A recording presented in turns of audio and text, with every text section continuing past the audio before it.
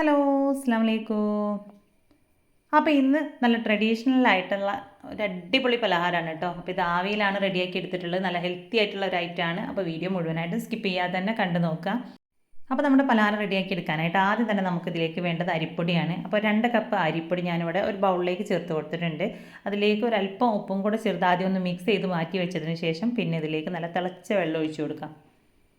അപ്പോൾ വെള്ളം നല്ല ചൂടോട് കൂടെ തന്നെയാണ് ഇതിലേക്ക് ഒഴിച്ചു കൊടുക്കേണ്ടത്. അതുപോലെ തന്നെ ഒഴിച്ചു കൊടുക്കുന്ന സമയത്ത് ഫുള്ളായിട്ട് ഇങ്ങനെ ഒരുമിച്ച് രണ്ട് ഒഴിച്ചു കൊടുക്കരുത്. കുറേശ്ശെയായിട്ട് നോക്കിയിട്ട് വേണം നമ്മൾ ഒഴിച്ചു കൊടുക്കാനായിട്ട്.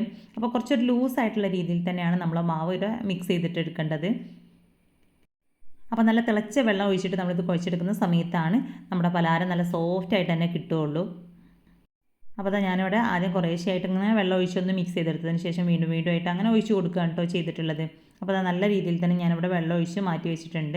ഇനി ഇതിനെ ഒരു 5 മിനിറ്റ് ഒന്ന് ചൂടാറാനായിട്ട് മാറ്റി വെക്കാം. നമുക്ക് കൈ വെച്ചിട്ട് ഒന്ന് പിടിക്കാൻ പാകത്തിന് ഒന്ന് ചൂടാറി കിട്ടിക്കഴിഞ്ഞാൽ പിന്നെ ഇതിനെ നല്ലപോലെ ഒന്ന് കുഴച്ചെടുക്കണം.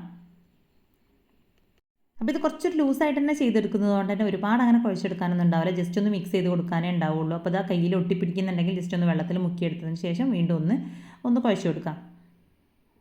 അപ്പോൾ നമ്മുടെ മാവൊക്കെ ഇവിടെ സെറ്റ് ആയിട്ടുണ്ട്. ഇനി അടുത്തതായിട്ട് ഇതൊന്ന് പരത്തിയെടുക്കാൻ വേണ്ടിയിട്ട് ഞാനിവിടെ ചെറിയൊരു പീസ് വാഴയില എടുത്തിട്ടുണ്ട്. അപ്പോൾ ആദ്യം തന്നെ ഇലയിലേക്ക് കുറച്ചൊന്ന് വെളിച്ചെണ്ണ സ്പ്രെഡാക്കി കൊടുത്തതിന് ശേഷം നമ്മളിതിൽ നിന്നും ചെറിയൊരു പോർഷൻ എടുത്തിട്ട് ഈ ഒരു ഇലയുടെ മുകളിൽ വെച്ചിട്ടൊന്ന് പരത്തി കൊടുക്കാം. അപ്പോൾ നമ്മൾ ഇലയിൽ ഇതേ രീതിയിൽ വെളിച്ചെണ്ണ ചേർത്ത് കൊടുക്കണമെന്ന് യാതൊരു നിർബന്ധമില്ല കേട്ടോ. പെട്ടെന്ന് തന്നെ സ്മൂത്തായിട്ടൊന്ന് പരത്തി കിട്ടാൻ വേണ്ടിയിട്ട് മാത്രം ഞാനിതിലേക്ക് ചേർത്ത് കൊടുത്തതാണ്. അപ്പോൾ നമ്മളിത് ഇതുപോലെ പരത്തിയെടുക്കുന്ന സമയത്ത് കയ്യിലിങ്ങനെ ഒട്ടിപ്പിടിക്കുന്ന അല്ലെങ്കിൽ സ്മൂത്തായിട്ട് തന്നെ ഇങ്ങനെ പരന്ന് കിട്ടുന്നില്ലെങ്കിൽ കൈ ഒന്ന് നനച്ചെടുത്തതിന് ശേഷം ഇതുപോലെ ഒന്ന് പരത്തി കൊടുത്താൽ മതി. നമുക്ക് ഈസി ആയിട്ട് തന്നെ പരത്തിയെടുക്കാൻ പറ്റും. അപ്പോൾ വളരെ സിമ്പിളായിട്ടുള്ള രീതിയിൽ നമ്മൾ അരിപ്പൊടി വെച്ചിട്ടുള്ള ഒരു ഇലയുടെയാണ് കേട്ടോ റെഡിയാക്കി എടുക്കുന്നത്. അപ്പോൾ നമ്മുടെ മാവ് ഇവിടെ ഫുള്ളായിട്ട് ഞാൻ നല്ല കട്ടി കുറച്ചിട്ട് തന്നെ ഒന്ന് പരത്തിയെടുത്തിട്ടുണ്ട്. ഇനി ഇതിൻ്റെ ഒരു സൈഡിലായിട്ട് നമുക്ക് കുറച്ച് തേങ്ങ ചേർത്ത് കൊടുക്കാം. അപ്പോൾ ഇതുപോലെ ഒരു സൈഡിലായിട്ട് നമ്മൾ ഫില്ലിങ് വെച്ച് കൊടുക്കുകയാണെങ്കിൽ നമുക്ക് മടക്കിയെടുക്കാനൊക്കെ കുറച്ചും കൂടെ നല്ല ഈസിയാണ് കേട്ടോ. അപ്പോൾ ഒരു സൈഡിലായിട്ട് ഫുള്ളായിട്ട് തേങ്ങ വെച്ച് കൊടുത്തതിന് ശേഷം ഇതിന് മുകളിലായിട്ട് ഗ്രേറ്റ് ചെയ്തെടുത്തിട്ടുള്ള ശർക്കര ചേർത്ത് കൊടുക്കാം. അപ്പോൾ ഞാനിവിടെ ഈ ഒരു ശർക്കര ജസ്റ്റ് ഒന്ന് പൊടിച്ചെടുത്തതാണ് കേട്ടോ. അപ്പോൾ ഇതിന് പകരമായിട്ട് പഞ്ചസാര വേണമെങ്കിൽ പഞ്ചസാരയും ചേർത്തിട്ടും നമുക്ക് അട റെഡിയാക്കി എടുക്കാം. അപ്പോൾ ശർക്കര ചേർത്ത് കൊടുക്കുമ്പോഴാണ് കുറച്ചും കൂടെ നല്ല ടേസ്റ്റിയും അതുപോലെ തന്നെ നല്ല ഹെൽത്തിയും ആയിട്ടുള്ളത്. ഇനി ഇതുപോലെ ഒന്ന് മടക്കിയെടുത്ത് സൈഡ് ഭാഗമൊക്കെ ഒന്ന് ഒട്ടിച്ചു കൊടുക്കാം. അപ്പോൾ ഇത് വെച്ചിട്ട് തന്നെ നമ്മൾ ഒന്നിങ്ങനെ പ്രസ് ചെയ്ത് കൊടുത്താൽ മതി കേട്ടോ. സൈഡൊക്കെ നല്ലപോലെ ലോക്കായിട്ട് കിട്ടും. ഇനി അടുത്തായിട്ടും ഇതേപോലെ തന്നെ ചെറിയൊരു ബോൾസാക്കി എടുത്തതിന് ശേഷം വാഴയിലയിൽ ഡയറക്റ്റ് ആയിട്ട് തന്നെ വെച്ച് കൊടുക്കുകയാണ് ചെയ്തിട്ടുള്ളത്. അപ്പോൾ ഇത് നല്ല ഈസി ആയിട്ട് തന്നെ നമുക്ക് പരത്തിയെടുക്കാൻ പറ്റും കേട്ടോ. അപ്പോൾ ഇതിൽ ഒട്ടും തന്നെ ഞാൻ ഓയിലൊന്നും ചേർത്ത് കൊടുത്തിട്ടില്ല. അപ്പോൾ മാക്സിമം നല്ല തിന്നായിട്ട് വേണം കേട്ടോ നമ്മളിതുപോലെ പരത്തിയെടുക്കാനായിട്ട്. അപ്പോഴാണ് നമ്മുടെ അട നല്ല ടേസ്റ്റി ആയിട്ട് കിട്ടുള്ളൂ. അതുപോലെ തന്നെ നമ്മൾ ഇടയിലൊക്കെ ക്രാക്ക് വീഴാതെ നല്ല രീതിയിൽ തന്നെ പരത്തിയെടുക്കണം.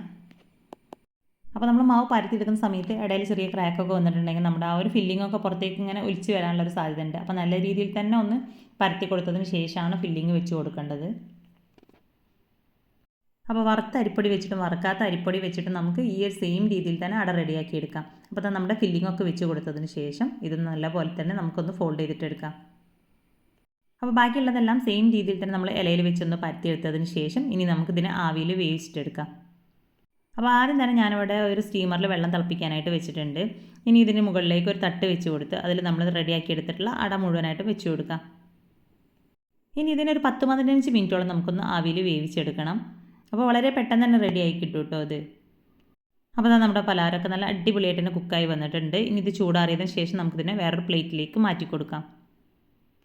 അപ്പോൾ ഇത് ബ്രേക്ക്ഫാസ്റ്റ് ആയിട്ടും ഈവനിങ് സ്നാക്ക് ആയിട്ടൊക്കെ റെഡിയാക്കി എടുക്കാൻ പറ്റിയിട്ടുള്ള നല്ല ഹെൽത്തി ആയിട്ടുള്ള ഒരു പലഹാരമാണ്. അപ്പോൾ അത് നല്ല തിന്നായിട്ട് തന്നെ പരത്തിയെടുത്തതുകൊണ്ട് തന്നെ അതിൻ്റെ ഉള്ളിൽ ഫില്ലിങ്ങൊക്കെ അത്യാവശ്യം നല്ല രീതിയിൽ തന്നെ ഉണ്ട്. അപ്പോൾ അത് സിമ്പിളായിട്ട് റെഡിയാക്കി എടുക്കാൻ പറ്റുന്ന നമ്മുടെ ഈ ഒരു പലഹാരത്തിൻ്റെ വീഡിയോ ഇഷ്ടമായിട്ടുണ്ടെങ്കിൽ ലൈക്ക് ചെയ്യുക.